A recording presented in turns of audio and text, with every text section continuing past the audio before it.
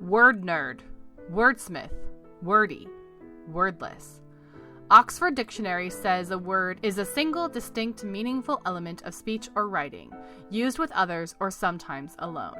We say each one matters. No extra words is literature, minimalist style. And we're getting you right to the story. The Law of Buoyancy by Brittany Mackenzie Dale. The lies are easier and more believable each time I say them. The grief is insurmountable, or I haven't slept in days, or I wish I were dead. These vague answers are lifted out of my arsenal to appease whoever I need them to. I've opened my door with them ready on my tongue. Old and arthritic Ellen from next door dabs beneath her eyes and nostrils both with one hand. In the other hand she has a loaf. I eye the snot-laden handkerchief. Green and yellow and damp splotches settle in the creases. I wish she'd put it away. You look nice, Ellen says unevenly. You're doing well. I'm not wearing a bra, and Oliver's sweater comes down to my bare thighs. I'm badly sunburnt. Her eyes drift to the angry red splotch on my chest. You're getting the screen dirty, Ellen says, not unkindly, gesturing at the phone in my hand. I wipe the dirt smudge off with the hem of the sweater. I don't worry if I'm flashing Ellen. I'm not wearing underwear. Because the grieving are allowed that liberty, among others. The Cartiers brought chocolates over. Would you like some? Ellen stuffs the kerchief in her pocket and leads me to the cluttered kitchen table. She holds my hands and looks deeply in my eyes. I'm sick of this, so I glance at her loaf and hide my smile. The plate is pleasingly festive. An almost burnt loaf of bread, sitting atop 3 plump snowmen. It's May. How are you and Oliver holding up? He's napping on the couch beside us. There's no simple explanation because I'm all right. I go to work. I do laps at the pool afterwards if I feel I can't face our food-filled counters. I come home calmly and turn into something frenzied in case someone shows up. I'm not good. No, that would be a lie as well. Oliver takes the brunt of the griever's chores, though. He mopes, cheeks damp, clutching Ainsley's pink stuffed rabbit that she told me she hated because she didn't like pink, and I should know that. He lies on the kitchen floor sometimes, fingering an old photograph of her until the corners are soft as cloth. Just this morning he was lying there, cheek pressed to blue linoleum. His lips had been dangerously close to a chunk of leftover breakfast sausage, and I wanted to scream. How are you and Oliver holding up? I wish I were dead, I say, getting the last of the chocolate off my phone. I haven't slept in days. Ainsley was what my friends call an easy child. She rarely cried. Oliver and I took her on long hikes, trading off on which one of us held her to our chests. She played with us for hours in our garden as we tended to it, slowly appreciating the reds and blues and yellows. I would sit on the back steps and watch her toddle about, telling myself how blessed I was. Travel would wait. School would wait. I would wait. Erica, she would say when hungry, her fat bottom lip stuck out. We taught her to speak our first names. We were young and naive, and we thought we were progressive, whatever the hell that means. And we laughed in delight. Her grandparents would grab her chubby arms to prepare her for a wave, and plead, "Say hi to your mama and papa." Instead, Ainsley would say, "Hi, Erica. Hi, Alper." We clapped our hands like zoo-goers, impressed with the monkey's human-like expression. She tumbled in the backyard like a Grecian baby, with beautiful chocolate curls and dimpled cheeks and bright dark eyes. She was attractive in a way I never was. You'll fill out, my father would reassure me when I was in high school, teasing me and poking at my elbows and ribs. You'll be a swan. I don't think that ever happened. Ainsley reached for my chest, waddling among the Solomon's seal and Jacob's ladder. She tripped, hesitated, almost fell but didn't, and looked at me to see what her reaction should be.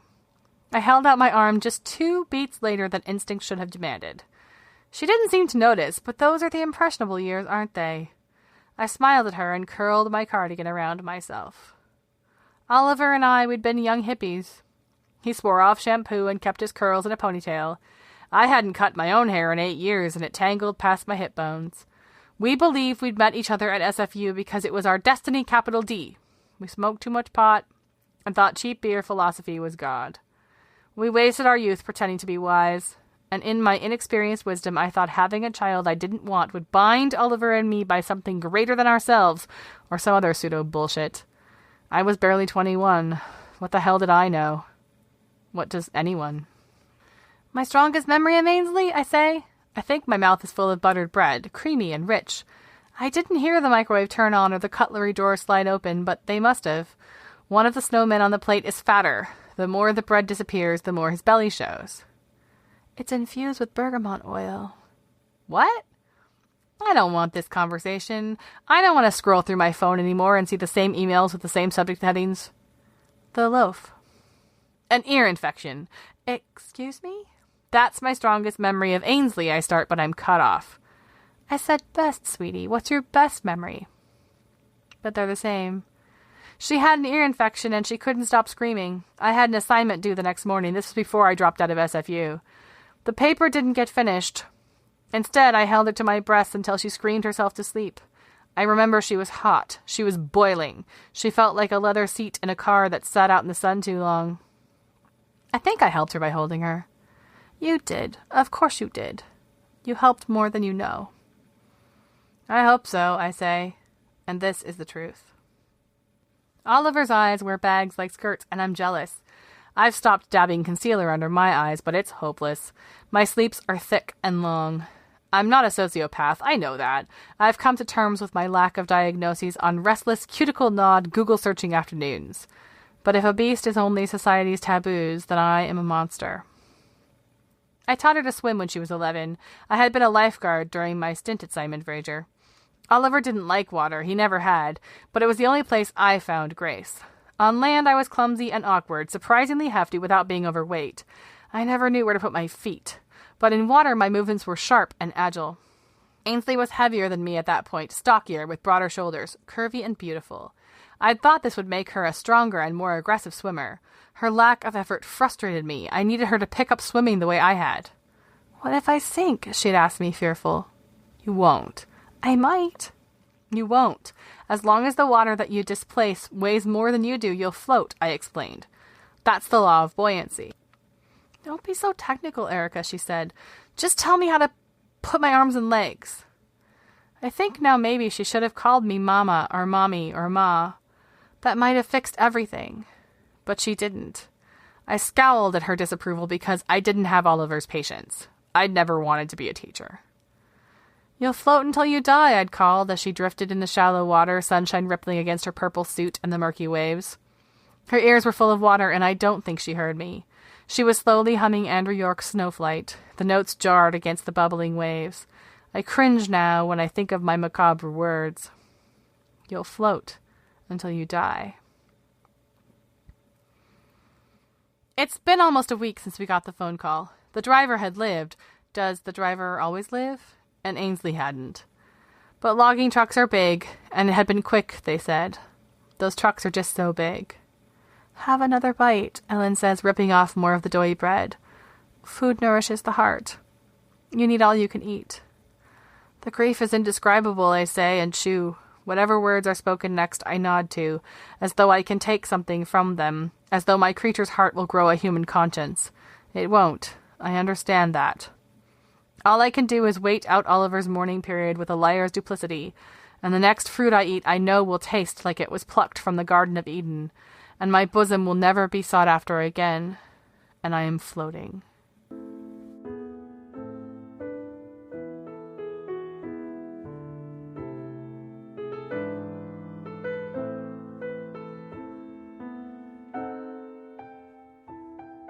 Hello there! Welcome to No Extra Words, the Flash Fiction Podcast. My name is Chris Baker-Dersch, and I'm your producer and editor. All credit for today's episode goes to the serendipity of the submissions file. These two stories landed in my inbox right next to each other, and it was just beautiful, because it was two sides of the same coin, it was two perspectives on the same story, and so you started with Brittany Mackenzie Dale's The Law of Buoyancy, which is... I love it because it's a very honest and very real look at grief. I think, as Brittany addresses in her story, there is a tendency when people are going through a moment like that to sort of endow them with a halo and treat them like they are perfect. And it's all of the struggles and complications that come with a loss and family relationships in the real actual world. And then we're going to end with a short story that is the other side of the story. That is the other driver. That is somebody who took someone else's child away. And we're going to hear his perspective. And so this episode plays with perspective, which was my original title for it. And it also plays with the dichotomy of good guy, bad guy. As you think about who's right, who's wrong, who's good, and who's evil.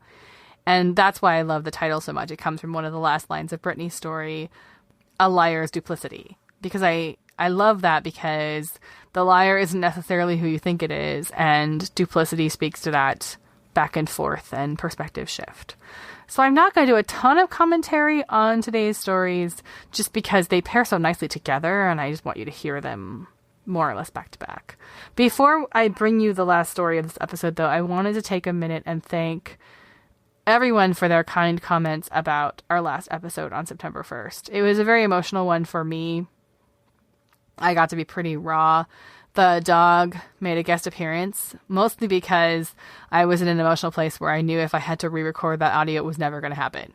The only way that that was going to go out is if it went out in its raw form. And I received some really nice comments from you, the listeners, about that episode, and I'm really grateful for that. I think it touched on something we're all feeling. And I want to share just a couple of lines from an email that I got that is kind of indicative of that feedback. This email sat in my inbox for almost a week before I realized I needed to actually thank the person who sent it, because it touched me very much. But it reads, "Know that you are not alone in trying to navigate this challenging, frustrating, and yet this ultimately satisfying adventure called life. We each find a path that is ours." And the last line of this email is, "Storytelling is perhaps one of the most effective ways to prove that we share a common heritage that not only reaches for the stars, but reaches all the way back to paintings on cave walls." And I want to thank that listener so much for sending that email, and know that it meant the world to me, and that is all that we are trying to do here, is connect people through story. And I don't know what the future holds for this little podcast of ours, and I don't know what the future holds for me as I continue on my journey as a storyteller, but I know that whatever happens, that is going to be my goal, as I'm going to keep trying to bring the world together through story. So having said that, there's no segment today, just another story to share with you, the other side, another perspective, someone else's viewpoint, someone else's eyes. So I'm going to bring you to that. And with that, I will see you at the end of September. We have 3 episodes in September this month because of the turning of the calendar. So I will see you at the end of September with another episode of No Extra Words.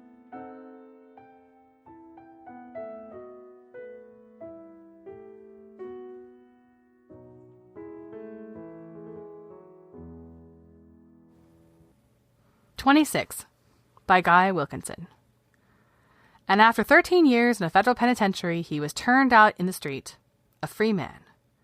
Breaks come in all forms, but Walter Zabreski was not underestimating the poverty of his prospects. Criminal records closed doors, despite the institutional rhetoric, and 3 criminal code offenses had led to a lifetime ban on driving, his former means of support. Drifting snow assailed him. He pulled the lapels of his coat together while flagging down a taxi. Each passing face looked ghostly to him, as if there were no living person to turn to. Freedom, for so long a dream, was now a frightening reality. God grant me the serenity, Zabreski prayed.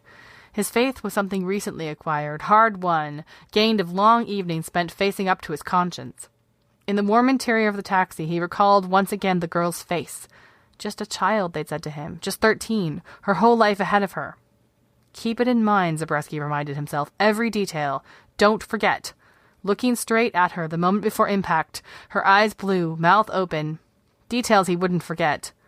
Maybe he could have stopped in time if he weren't being pursued, if 2 priors and a suspended license hadn't urged him on. Never had he seen a human being broken like that. Over the years, he'd memorialized the event, slowed it down in his memory, witnessed it from every angle. Plenty of times he'd thought hanging himself was the one way to stop that film, questioning a god who would permit him to slaughter an innocent rather than rushing him headlong into the first immovable barrier. Riddled with guilt, wanting to scourge himself, one night in his cell he'd broken down and bled out a written apology, sent it in a long letter to the victim's parents, that broken pair he'd never addressed, had avoided all eye contact with. Tears blinded him, committing words to paper. 13 years of life she'd had and 13 lost to him. Unexpectedly, he'd received a response, a short note with an unimaginable proposal. Visit us in our home, they'd written, when you are released. Walking now up the steps of that destination, his legs could not stop trembling. Expectations of further damage made every step a trial. Yet the vow had been made. Only through them could absolution be found. Zabreski rang the bell. Thanks for listening to the No Extra Words podcast. For more information about today's stories and contributors, or to learn how to submit your own work, please visit us at noextrawords.wordpress.com. If you would like to support the show, please tell a few friends about us, or you can visit patreon.com/noextrawords to pledge your financial support. See you next time.